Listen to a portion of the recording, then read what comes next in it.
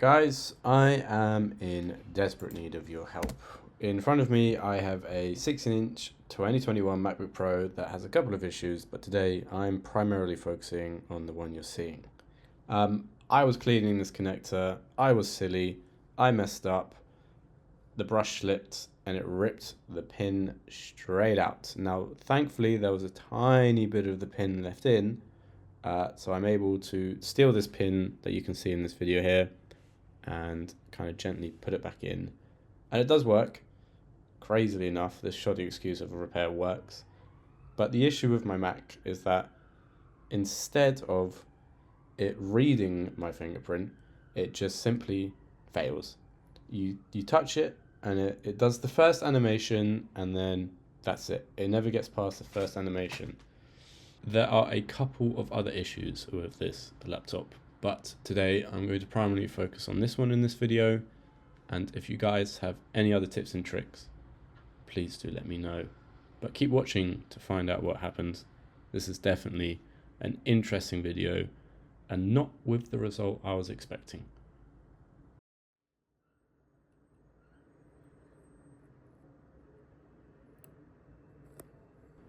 Now, you can't quite see in this video, but this whole process took me around 30 minutes. It was quite tough trying to get that pin in that tiny little gap there.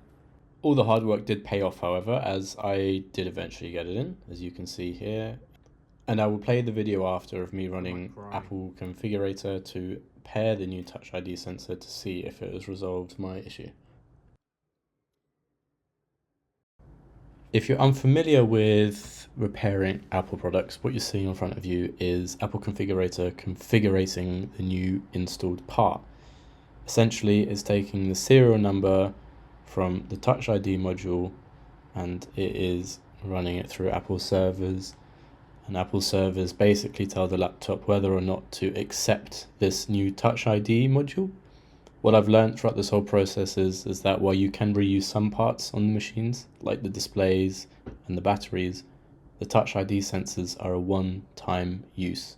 So once they're configured to a laptop, that is it. They cannot be repaired.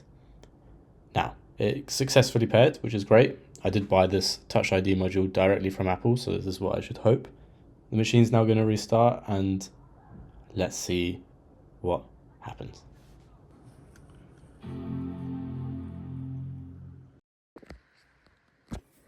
So that did not go how I wanted it to go. Unfortunately, I lost a bunch of footage there.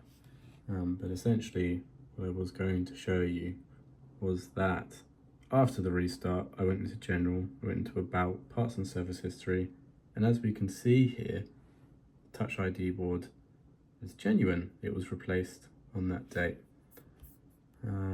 Now, here we are. When we go into TouchID and password, and we add a fingerprint, and we put our password in, here's the issue that I've been describing in the video.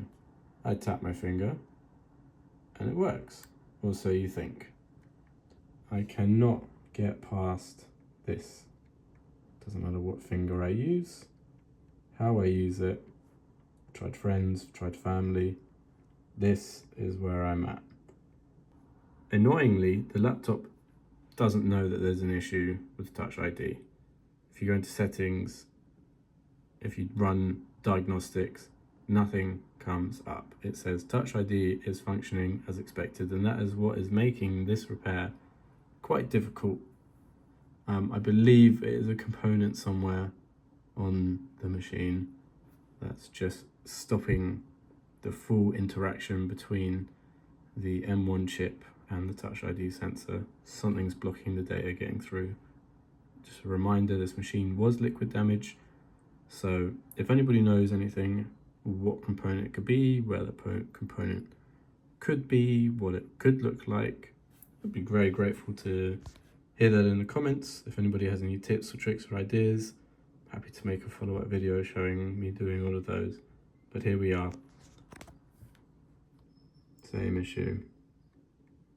It's very frustrating.